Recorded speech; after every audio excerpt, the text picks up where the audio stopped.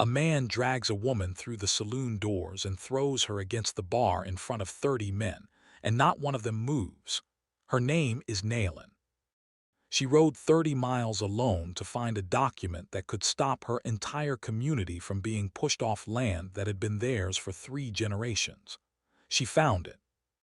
And now the man who needs that document destroyed has her by the arm in a room full of people who have already decided this isn't their fight. Then a cowboy named Wyatt stands up from a corner table. He's been in town less than 4 hours. He doesn't know Nailin.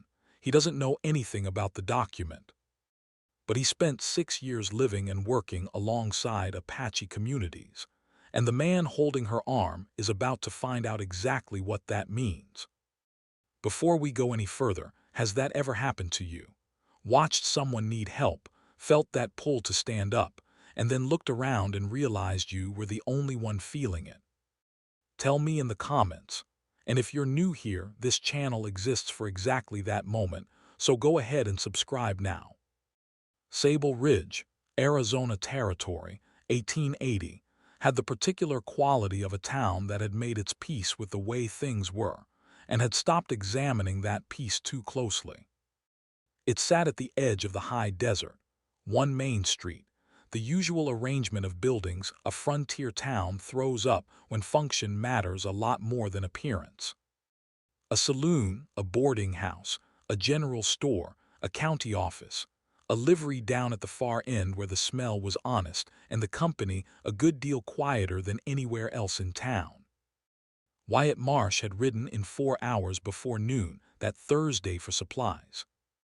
And on the way in he'd noticed 2 things he wouldn't have noticed at all if 6 years of Army scouting hadn't turned noticing into the permanent background hum of how he moved through the world. The first was that the road into town from the east carried wagon tracks fresher than the morning. Heavy wagons, several horses, the kind of outfit a federal inspection party traveled with.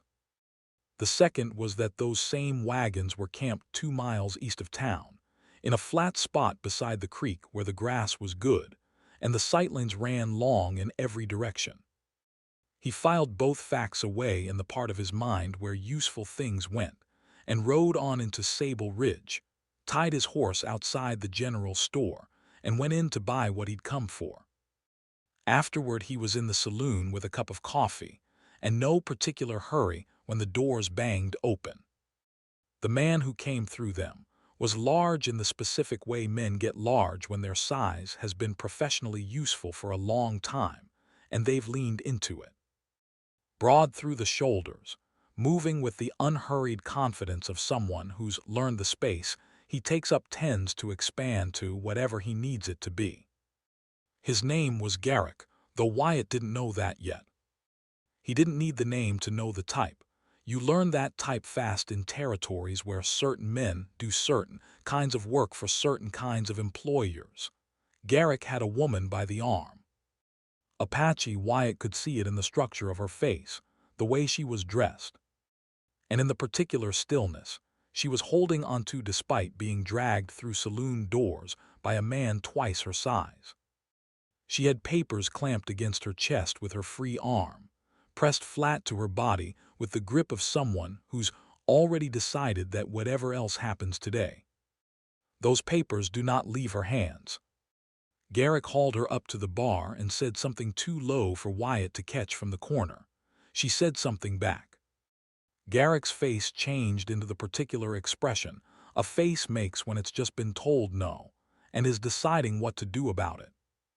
30 men in that saloon registered every bit of this, made their private calculations, and settled a little deeper into their chairs and their conversations and their drinks. Wyatt watched, waited one more second to be certain of what he was seeing, and then he was certain. Garrick's grip tightened on her arm. She pulled back with the specific resistance of somebody who is not going to be moved, no matter what the size difference suggested about how this ought to go. She didn't look frightened. She looked decided, the look of a person who made up her mind before she left home that morning, and had no intention of unmaking it just because the day had turned difficult. Because difficult had always been part of the plan. Garrick raised his hand. Wyatt stood up. He didn't shove his chair back loudly. He didn't announce a thing. He just rose from the corner table and walked toward the bar at the unhurried pace of a man who already knows exactly where this is headed and doesn't need to rush to get there. He stopped 6 feet from Garrick and said one sentence, "Take your hand off her." Garrick turned and looked him over the way a man sizes up whatever's just walked into his afternoon. "Sit down, friend," he said. "This is government business." "I know what government business looks like," Wyatt said. "This isn't it." Garrick's jaw tightened. "Walk away before this becomes your problem too." Wyatt held his eyes. "It already is." Then he did something that shifted the temperature of the whole room in a way nobody there had expected, Wyatt included, if he was honest about it. It wasn't planned so much as it came from the same place most useful things came from in his experience. Years of accumulated knowledge, applied to the moment in front of him without ceremony. He looked at the woman and spoke to her in Apache. His Apache wasn't fluent. It had never been fluent. It was the working vocabulary of a man who'd spent 6 years in communities where Apache was the everyday language, and had picked up enough to be useful and respectful. And understood. He asked her simply if she was hurt. Plain sentence, probably a little accented, probably imperfect in places. But it was Apache, and it landed in that saloon the way a stone lands in still water, the ripple moving out from the center in every direction at once. The room went quiet in that specific way. A room goes quiet when something happens that nobody in it had a prepared response for. Garrick's confidence didn't vanish. Men like Garrick don't lose their footing that easily, but it shifted. The recalibration of a man who's just run into a variable that wasn't in his original math. The woman looked at Wyatt. Something in her face changed. Not relief exactly, not yet. But the specific small adjustment of someone who's been alone in a hostile situation and has just discovered it's a little less completely hostile than it was 10 seconds ago. "I'm not hurt," she said in English. Wyatt nodded once. He looked at Garrick. Her name and her people are her own business. What she took from the county office, she had the legal right to access. Territorial residents have standing access to public land records. That's the law. She's not a territorial resident, Garrick said. The Territorial Residency Act of 1874 extended residency status to permanent inhabitants regardless of origin, Wyatt said. "You're welcome to look it up." He said it with the flat certainty of a man who's already read the act and isn't bluffing about it because he wasn't. He'd read it 4 years back, filing a formal objection to a relocation order that had gone through anyway. Different day, different fight, same law. Garrick studied him.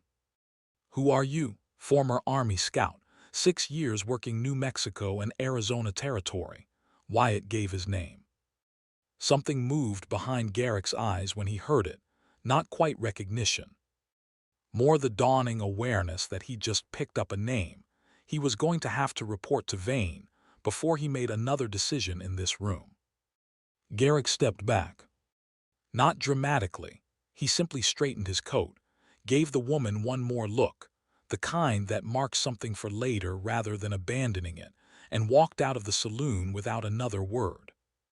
The room let out the breath it had been holding, the way rooms do when something building toward a conclusion gets redirected somewhere else. Wyatt turned to the woman. She was still holding the papers to her chest, still standing at the bar with the posture of someone who hasn't quite caught up to the fact that the immediate danger has passed. She looked at him. "You speak our language. Enough to know you came a long way for something important. My people have 30 days, she said. 30 days before they move us off land our families have lived on for 3 generations. Show me what you found, Wyatt said. They walked out of the saloon together and down the street to the livery at the far end, where the horses were, and the saloon noise didn't reach. She unfolded the papers she'd been holding against her chest since the county office, and laid them flat on the workbench in the afternoon light. Wyatt read them without a word, the way he read things that mattered, all the way through twice. The second passed slower than the first. Then he went still in the specific way a man goes still when he's just understood something that changes the shape of everything around it. He looked up. "Do you know what this does to Thaddeus Vane?" "It proves his survey was a forgery," she said. "It does more than that," Wyatt said. "This unravels 8 years of his work. He knows you have it now. And he won't send Garrick back alone." The original survey was dated March of 1861, and it had the specific physical character of a document that really was 19 years old rather than one made to look that way. The paper carried the particular yellowing that only comes from time, not treatment. The ink had faded unevenly, the way ink fades when it's been through years of shifting light and humidity. The notation used surveying conventions from the early territorial period, conventions Wyatt recognized from his years handling land records in the Army. He'd seen enough genuine 1861 surveys, and enough forged ones, to tell the difference without having to think hard about it. The way a man who's handled enough currency can spot a counterfeit bill by feel before he even looks at the printing. Vane's 1878 filing claimed to be based on that same 1861 survey, and included the Apache settlement land inside the territorial sale records. The document Nayland had taken from the county office was the real 1861 survey.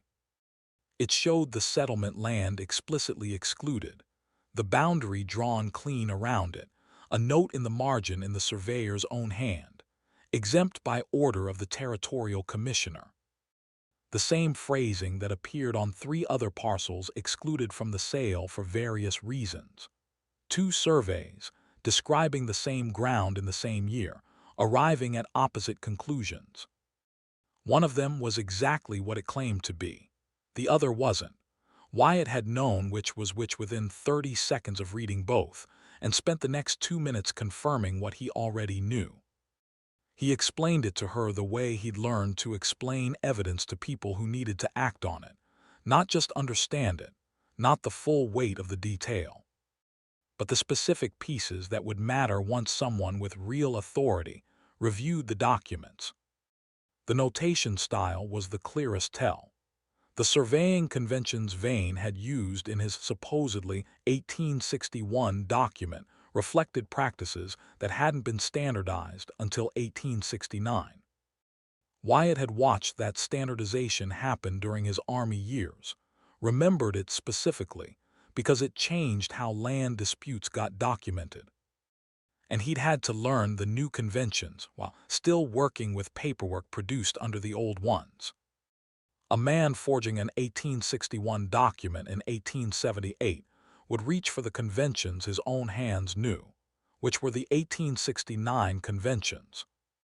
Because the 1861 conventions weren't sitting in a forger's muscle memory in 1878. Nayland listened with the focused attention of someone who'd ridden 30 miles for exactly this kind of information and wasn't about to miss a word of it. "My father knew the survey was wrong," she said. "He studied the government's maps and none of it matched what Vane filed. He just didn't have the language to prove it." "Your father was right about all of it," Wyatt said. "This proves it, but proof that stays in this livery proves nothing to anyone. We need to get it in front of someone Vane can't reach." He told her about Commissioner Grant's camp. Described the man the way he'd heard him described by clerks who'd worked under him.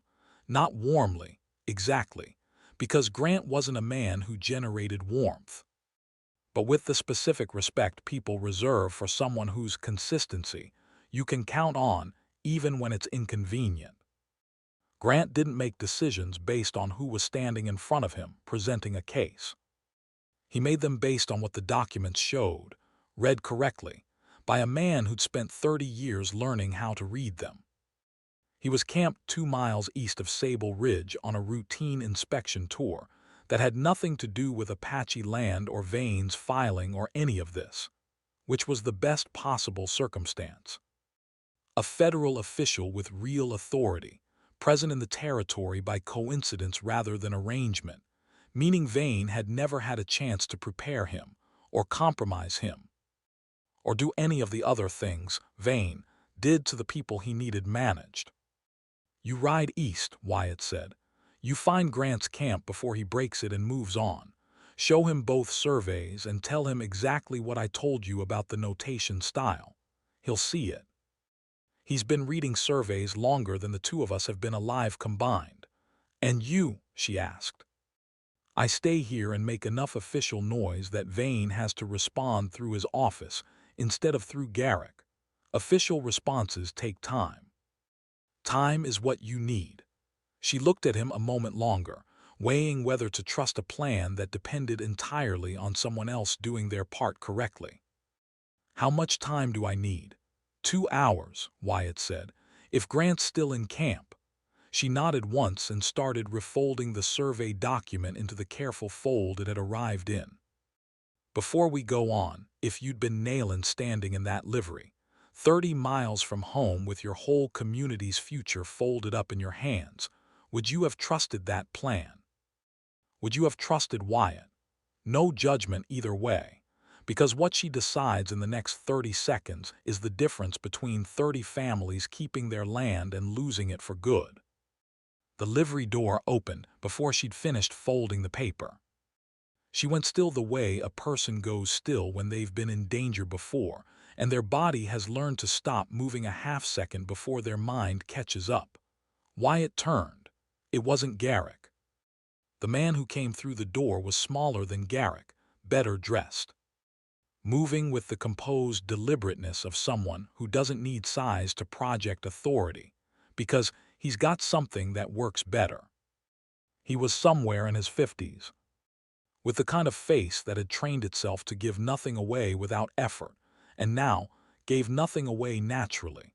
The practiced blankness of a man who'd spent 8 years making decisions other people paid the price for, and had long since stopped registering the cost in his own expression.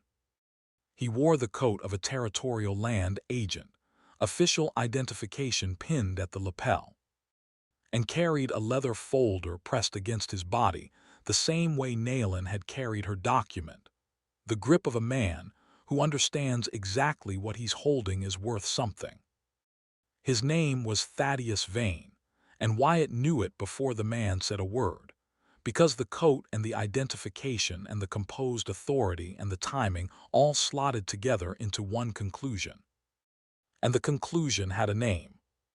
Vane looked at Nayland, looked at the document in her hands, looked at Wyatt. "I'm glad to find you both together," he said. "It'll save time." He opened the folder, produced a paper, and held it out. "I have a federal warrant for this woman's arrest, for theft of government documents from the Sable Ridge County office." Wyatt took the warrant and read it the way he'd read the survey, completely, without expression, giving each line the weight it required. It was real. The territorial judge's signature was genuine. Wyatt had seen it enough times during his Army years to know it without needing to compare it to anything. The legal language was correct. The charge was technically accurate, in its narrow sense. Nayland had taken a document from the county office without the clerk's authorization, and that was exactly what theft meant on paper. Regardless of the fact that the document was a public record, she had every legal right to access, and the only reason the clerk hadn't authorized her access was that the clerk answered to Vane. Wyatt looked at the warrant and understood all at once the whole architecture of what Vane had built in the short window between Garrick walking out of the saloon and Vane walking into the livery. He'd gone straight to the judge, produced the warrant, come himself instead of sending Garrick, because coming himself was the official move, and Vane always made the official move when one was available. If Wyatt handed Nayland over, the document went into custody with her. In custody, it went back to the county office. In the county office, it went to Vane. And Vane would make it disappear, the way he'd made every other inconvenient document disappear, across 8 years of careful official fraud. Not destroyed because destroying official records was a crime even Vane wouldn't risk, just misfiled, reclassified, buried somewhere that needed official authorization to access, authorization that would simply never be granted. The one document that could save 30 Apache families from losing land their grandparents had worked was about to become the exact instrument of their removal. Wyatt looked across the livery at Thaddeus Vane and understood the trap was complete and legal, and that Vane had built it in under an hour, which meant he'd been sitting on this contingency well before today, which meant he was considerably more dangerous than Garrick had let on. Wyatt didn't move toward Nayland. He didn't move toward the door. He didn't reach for anything at his belt. He stood there with the warrant in hand, looked at Vane, and asked one question. Under what authority does a territorial land agent execute a federal arrest warrant? He asked it in the flat, measured tone of a man who already knows the answer and is asking so the answer has to exist out loud, in the air, where other people can hear it. Vane looked at him with the assessment of a man recalculating. I carry the authority of my office. Your office authorizes land surveying and registration under the Territorial Survey Act of 1868, Wyatt said. Arrest authority under a federal warrant requires a federal marshal or an officer specifically deputized for that purpose by a federal court. He paused. Are you a deputized officer, Mr. Vane? Vane's lawyer, who'd come in behind him and had been hovering near the door with the look of a man present in a professional capacity and wishing he weren't present in any other, started to answer. I'm asking Mr. Vane, Wyatt said. The lawyer closed his mouth. Vane held Wyatt's gaze with the controlled anger of a man too experienced to take the bait he's just been handed, and too proud to enjoy not taking it. The marshal will be here within the hour.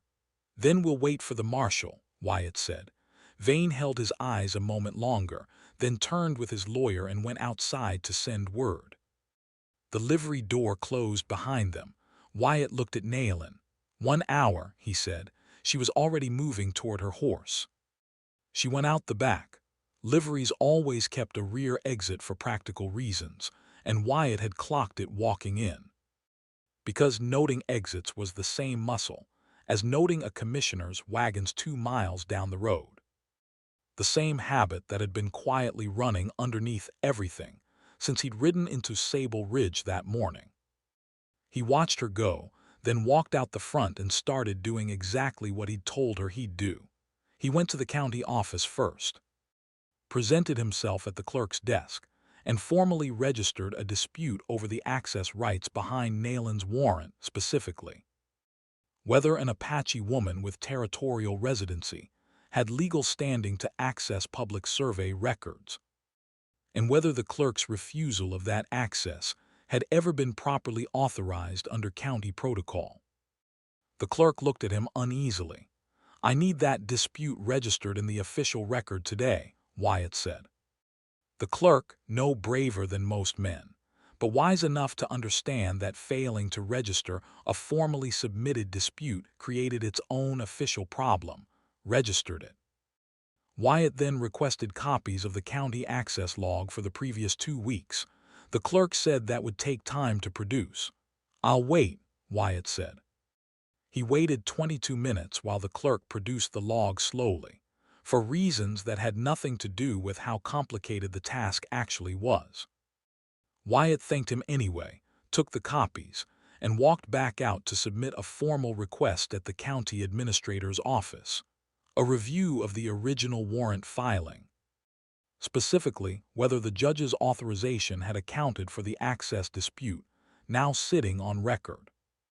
Every request was legitimate. Every one required a written response from someone with the authority to give it. Every response took time.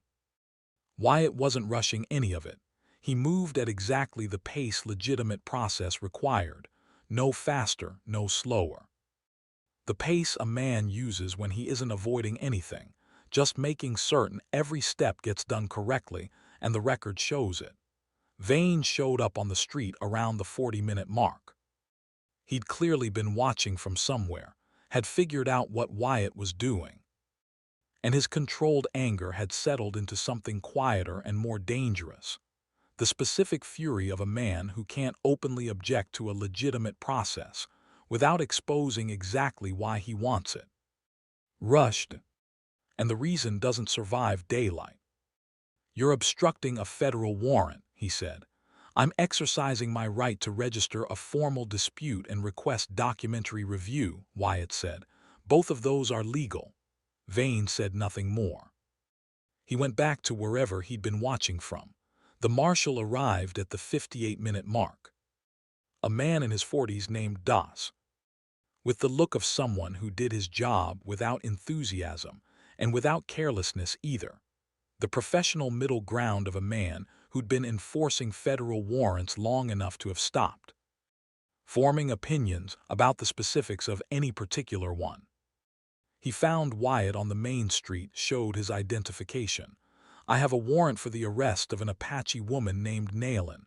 Where is she?" "I don't know her current location," Wyatt said.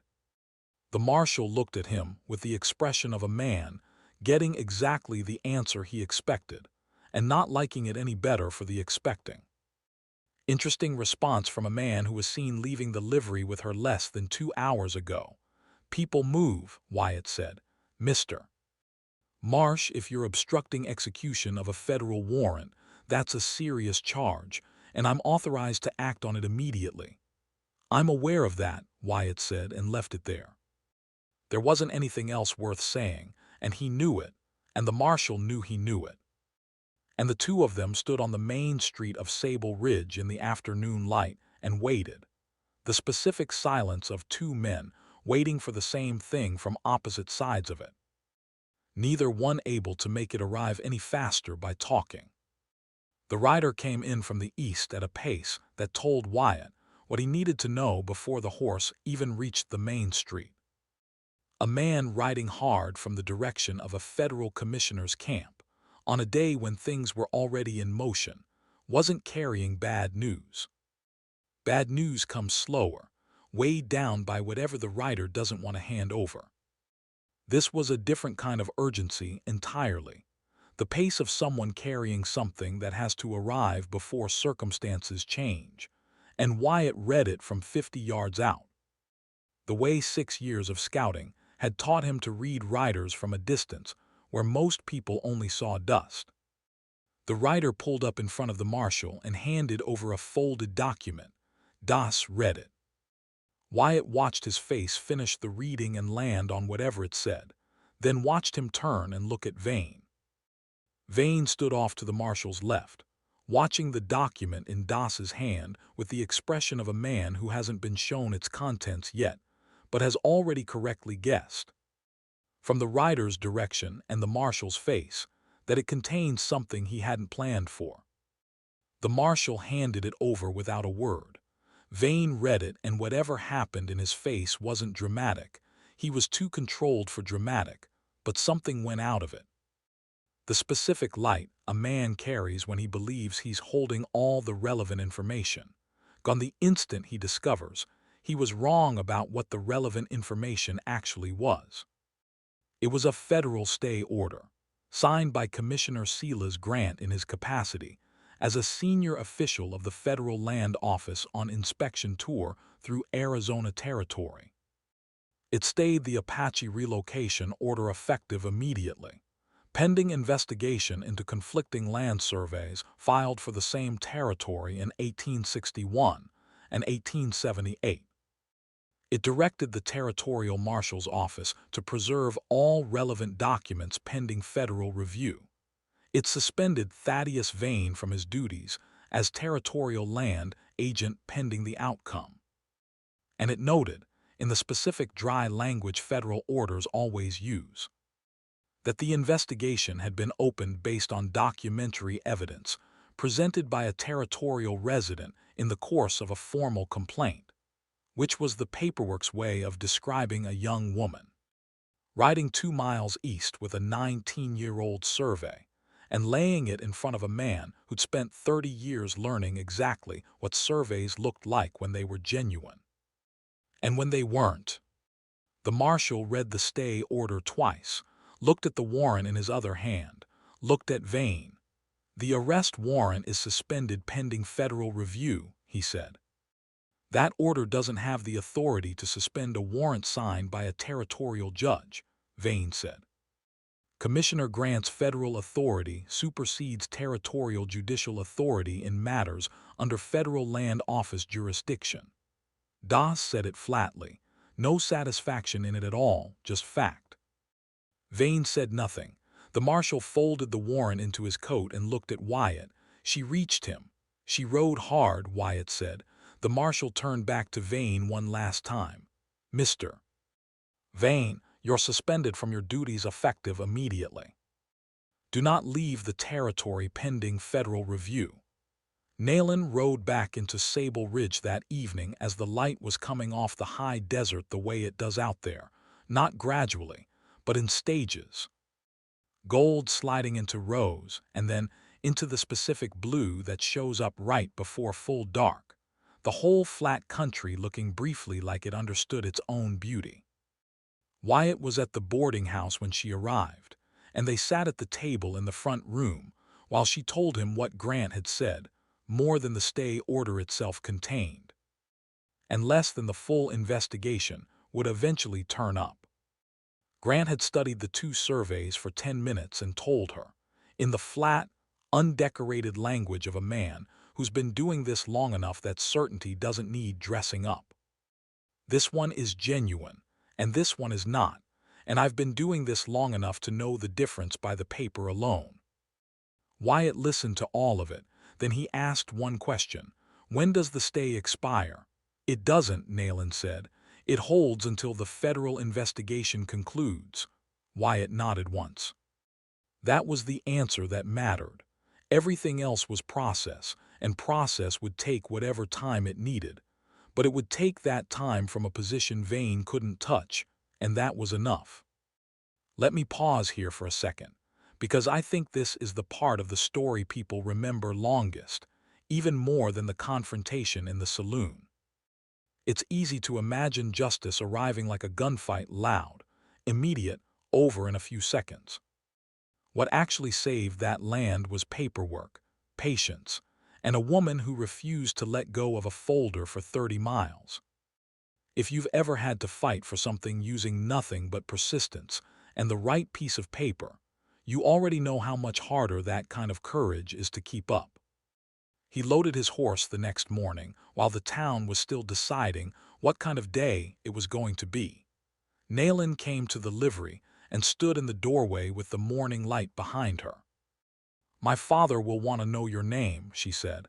"He doesn't need my name," Wyatt said. "He needs the document to stay safe until the investigation finishes."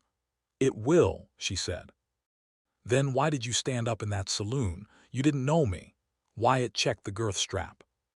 Checked it again, not because it needed checking twice, but because it gave his hand something to do while he found the right words, which had never come easy to him. He put his foot in the stirrup. "I knew enough," he said. He settled into the saddle, gathered the reins, looked at her once more, then out at the road west, and rode out of the livery into the Sable Ridge morning. 2 miles out, a rider came up fast behind him from the direction of town, young, Apache, maybe 17, riding a horse that clearly knew this country by heart. The rider pulled alongside, handed Wyatt a folded piece of paper without a word, and peeled off back toward town before Wyatt had even finished unfolding it. 3 words in Apache, written in a hand he didn't recognize. He read them once. He didn't need to read them twice. They meant, "We remember you." He held the paper a moment in the morning air, the high desert stretching out on every side, the road west ahead of him and the road east behind him, the road back to Sable Ridge. And 30 miles beyond that, the community still sitting on land their grandparents had worked. Because a young woman had ridden 30 miles alone, and hadn't let go of a document no matter what it cost her to hold on to it. He folded the note carefully and tucked it into his coat, against his chest, and rode on.